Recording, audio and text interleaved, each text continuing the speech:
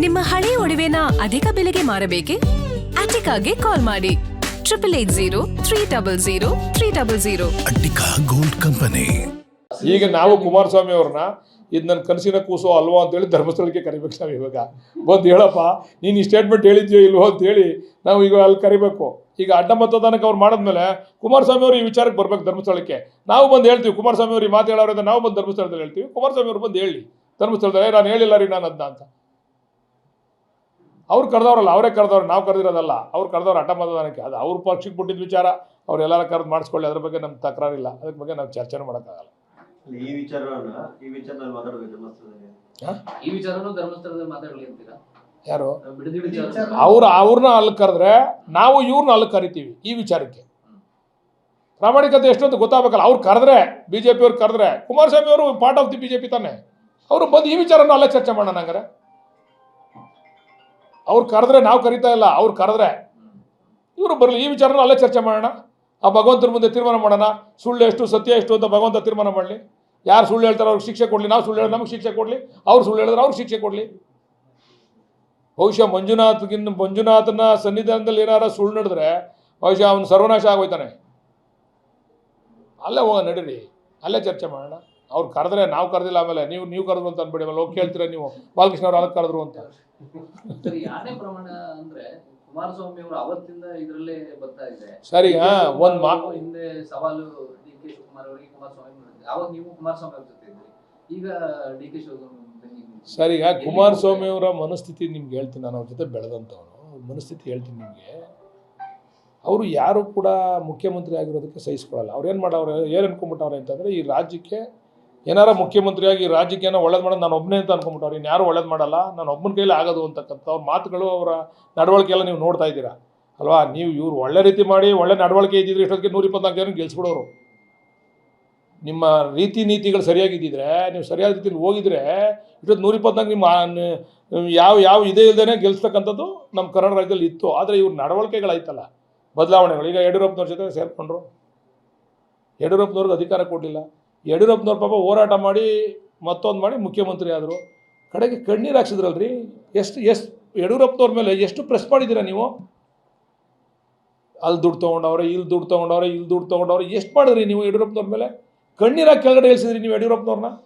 ನೀವೇ ಅಧಿಕಾರ ಹಸ್ತಾಂತರ ಮಾಡಬೇಕಾಯ್ತು, ಅದು ಮಾಡಲಿಲ್ಲ ನೀವು. ಮಾತು ಕೊಟ್ಟಂತೆ ಮಾತು ತಪ್ಪಿದ್ರಿ ನೀವು. ಅವಾಗ ಶಿವಕುಮಾರ ಸ್ವಾಮೀಜಿ ಅವ್ರ ಮೇಲೆ ಪ್ರಮಾಣ ಮಾಡಿದ್ರು ಹಾಸನದಲ್ಲಿ, ನಾನು ಅಧಿಕಾರ ಹಸ್ತಾಂತರ ಮಾಡ್ತೀನಿ ಯಡಿಯೂರಪ್ಪನವ್ರಿಗೆ ಅಂತ. ಶಿವಕುಮಾರ ಸ್ವಾಮೀಜಿಯವ್ರ ಸನ್ನಿಧಿನಲ್ಲಿ ಪ್ರಮಾಣ ಮಾಡಿದ್ರು, ಹಸ್ತಾಂತರ ಮಾಡಲಿಲ್ಲ. ಅದೇನೋ ಭಗವಂತ ಅವನ ಇಲ್ವೋ ನಮಗೂ ಗೊತ್ತಿಲ್ಲಪ್ಪ. ಕೆಲವ್ರಿಗೆ ಭಗವಂತನೇ ಇಲ್ಲ ಅನಿಸ್ತದೆ, ನಮ್ಮದವ್ರಿಗೆ ಮಾತ್ರ ಭಗವಂತ ಇರೋದು. ಮಾಡಲಿಲ್ಲ. ಮಾಡಿದ್ಮೇಲೆ ಹೋರಾಟ ಮಾಡಿ ಮುಖ್ಯಮಂತ್ರಿ ಆದರು ಯಡಿಯೂರಪ್ಪ. ಹೋರಾಟ, ಅವ್ರ ಸಾಧನೆ ಜನ ಇಷ್ಟಪಟ್ಟರು, ಮುಖ್ಯಮಂತ್ರಿ ಆದರು. ಅವ್ರದ್ದೇ ಆದಂಥ ಬೇರೆ ರೀತಿಯಲ್ಲಿ ಮುಖ್ಯಮಂತ್ರಿ ಆದರು. ಅವ್ರನ್ನ ಇರೋಕ್ಕೆ ಬಿಡಲಿಲ್ಲ. ಈಗ ಆ ರೀತಿ ಮಾಡಬೇಕು ಅಂತ ಹೊಂಟಿರೋದು. ಆ ಹಳೆ ಇದೈತಲ್ಲ, ಆ ಪ್ರಿನ್ಸಿಪಲ್ನ ಇಲ್ಲಿ ಅಪ್ಲೈ ಮಾಡ್ತಾವ್ರೆ. DK ಶಿವಕುಮಾರ್ ಅವ್ರಿಗೆ ತಡ್ಕೊಳಕ್ಕಾಯ್ತಲ್ಲ. ಅವ್ರು ನೋಡಿ, ನೀವು ನೋಡಿದ್ದೀರಾ ಕೇಂದ್ರದಲ್ಲಿ ಎಷ್ಟು ಸಾವಿರ ಅವ್ರಿಗೆ ನಿದ್ದೆ ಬರ್ತಾ ಇಲ್ಲ.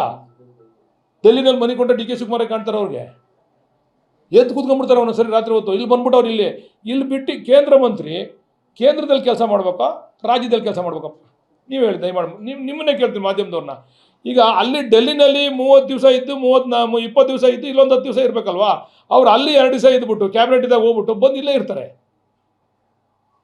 ಈ ಅರ್ಥ ಏನಿದ್ರದ್ದು? ಅವ್ರಿಗೆ ನಿದ್ದೆ ಬರ್ತಾ ಇಲ್ಲ. DK ಶಿವಕುಮಾರ್ಗೆ ಏನಾದ್ರು ಮಸಿ ಬೆಳಿಬೇಕು. ಈಗ ಅವರ ಜೊತೆಗೆ ಮಗನ ಬಿಟ್ಬಿಟ್ಟವ್ರೆ. ಅವ್ರು ಬರೋಕ್ಕಾಗಲ್ಲ, ಮಗನ ಬಿಟ್ಬಿಟ್ಟವ್ರು. ಇವಾಗ ನಡಿ ನೀನು ಬಿಡ್ದಿಲ್ ಮಾಡು ಅಂತ. ಈ ಬೇರೆ ಕಡೆ ನಡೀತಾವಲ್ಲ ಇವೆಲ್ಲ ರೈತರ ಹೋರಾಟಗಳು, ಅಲ್ಲಿ ಕಣ್ಣು ಕಾಣ್ತಾ ಇಲ್ವ ಅವ್ರಿಗೆ? ಅಯ್ಯೋ ಕೇಳಿ ಒಂದ್ಸರಿ ಬ್ರೈನ್ ಮ್ಯಾಪಿಂಗ್ ಮಾಡಿಸಿ ಗೊತ್ತಾಯ್ತದೆ ಯಾರು ಜಪ ಮಾಡ್ತಾವ್ರೆ ಅಂತ. DK ಶಿವಕುಮಾರ್ ಅವರು ನಾಳೆ ತೀರ್ಮಾನ ಮಾಡ್ತಾರೆ. ಜನ ನಾವು ತಪ್ಪು ಮಾಡಿದ್ರೆ ಜನ ನಮ್ಮ ತೀರ್ಮಾನ ಮಾಡ್ತಾರೆ. ನಮ್ಮನ್ನು ಆಚೆ ಇಡ್ತಾರೆ. ಇಡಲಿ. ಇದು ರಾಜಕಾರಣದಲ್ಲಿ ಇವೆಲ್ಲ ಏರಿಳಿತಗಳು ಇದ್ದಿದ್ದೇನೆ. ನಾವು ನಮ್ಗೆ ಅವಕಾಶ ಕೊಡಿ. 2 ವರ್ಷ ಅವಕಾಶ ಕೊಟ್ಟರು DK ಶಿವಕುಮಾರ್ ಅವ್ರಿಗೆ. ಅವ್ರ ನಡವಳಿಕೆ ಸರಿ ಇಲ್ಲ ಅಂದರೆ ಜನ ತೀರ್ಮಾನ ಮಾಡ್ತಾರೆ.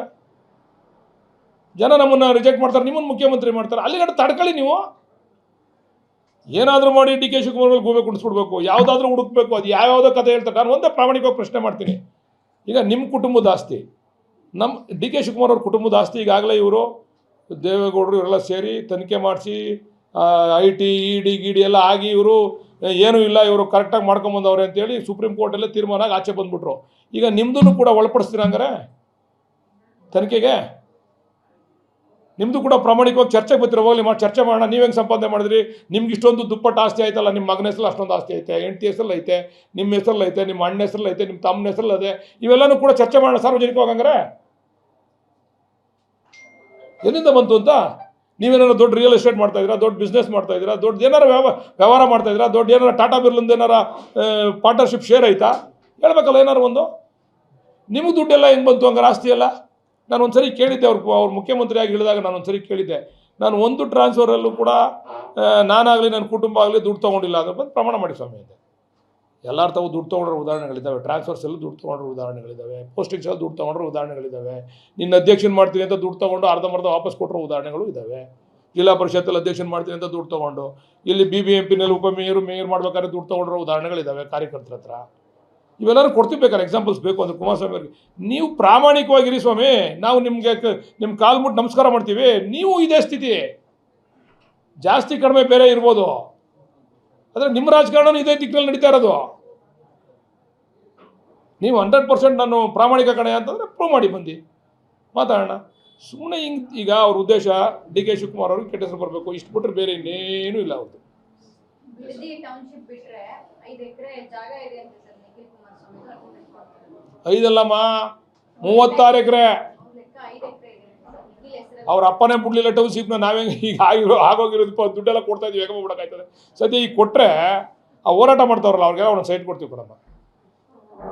ಆ ಹೋರಾಟ ಮಾಡ್ತೀವಿ, ಇವ್ರು ಬಂದು ಅದನ್ನು ಅವ್ರು ನೆತ್ಕಟ್ಟೋದಕ್ಕಾರ ಆ ನೆನಪಕ್ಕೋಸ್ಕರ ಆ ಲೇಔಟ್ಗೆ ನಿಖಿಲ್ ಲೇಔಟ್ ಅಂತ ಹೆಸರಿಕ್ಬಿಟ್ಟು, ನಿಖಿಲ್ ಕುಮಾರಸ್ವಾಮಿ ಅಂತ ಹೆಸರಿಕ್ಬಿಟ್ಟು ಆ ಲೇಔಟಲ್ಲಿ ಯಾರು ಹೋರಾಟ ಮಾಡ್ತಾರೆ ರೈತರು, ಅವ್ರಿಗೆಲ್ಲ 30-40 ಒಂದು ಸೈಟ್ ಕೊಡ್ತೀವಮ್ಮ. ನಮ್ಗೆ ಅದು ಬೇಡ, ಅದು ನಮಗೆ ಆ ಜಾಗನ ನಾವು ಮಾಡಿ ಅವರು ತಗೊಂಡಿದ್ದು 6 ಲಕ್ಷನೋ 10 ಲಕ್ಷನೋ. ಅವ್ರೇನು ಮಾಡಿದ್ರು, ಬೇನಾಮಿಲಿ ತೊಗೊಂಡ್ರು. ಬೇನಾಮಿಗೆ ದುಡ್ಡು ಹೋಗ್ಬಿಡ್ತದೆ ಅಂತೇಳಿ GBITಗೆ ಲೆಟ್ರ್ ಕೊಟ್ಟರು. ಇದು ಯಾವುದೇ ಕಾರಣಕ್ಕೆ ದುಡ್ಡು ನನ್ನ ಅಕೌಂಟಿಗೆ ಬರಬೇಕು ಅಂತ ನಮ್ಮ ಅನಿತಾ ಕುಮಾರಸ್ವಾಮಿ ಅವರು ಅವ್ರು ಲೆಟ್ರ್ ಕೊಟ್ಟರು. ಅವರು ಬಿಟ್ಕೊಡ್ತೀವಿ ಅನ್ನೋ ಅವ್ರು ಲೆಟ್ರ್ ಹಾಕಿ ಕೊಟ್ಟರು, ನಮ್ಗೆ ದುಡ್ಡು ನಮ್ಮ ಅಕೌಂಟಿಗೆ ಕೊಡಿ ಅಂತ. ಬಿಟ್ಕೊಡ್ತೀವಿ ಅನ್ನೋ ಅಂಥ ಮನಸ್ಥಿತಿ ಇದ್ದಿದ್ರೆ ಲೆಟ್ರ್ ಹಾಕಿ ಕೊಟ್ಟರು, ನಮ್ಗೆ ಕೊಡಿ ದುಡ್ಡು ಅಂತ.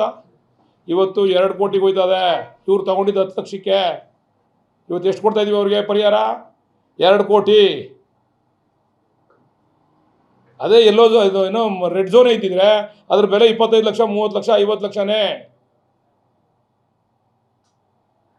ಸದ್ಯ ನಾವು ನಿಮ್ಮಲ್ಲಿ ಕೈ ಜೋಡಿಸಿ ಕೇಳ್ತೀವಿ ನಿಖಿಲ್ ಕುಮಾರಸ್ವಾಮಿ ಅವರಿಗೆ, ಆ ಹೆಸರನ್ನೇ ಲೇಔಟ್ ಹೆಸರನ್ನೇ ನಿಖಿಲ್ ಕುಮಾರಸ್ವಾಮಿ ಅವ್ರದ್ದು ತಿಕ್ಬಿಟ್ಟು, ಈಗ ಪಾಪ ಅವ್ರು ಯಾರು ಅವ್ರ ರೈತರು ಅವರಲ್ಲ, ಅವ್ರಿಗೆಲ್ಲ ಒಂದು ಸೈಟ್ ಕೊಡೋಣ, ದಯಮಾಡಿ ಕೇಳಿ ಬರ್ಸ್ಕೊಡ್ಲಿ, ಅವ್ರಿಗೆಲ್ಲ ಒಂದು ಸೈಟ್ ಕೊಡ್ತೀವಿ ನಾವು ಫ್ರೀಯಾಗಿ, ಆ ಜಾಗದಲ್ಲಿ ಫ್ರೀಯಾಗಿ ಸೈಟ್ ಕೊಡ್ತೀವಿ.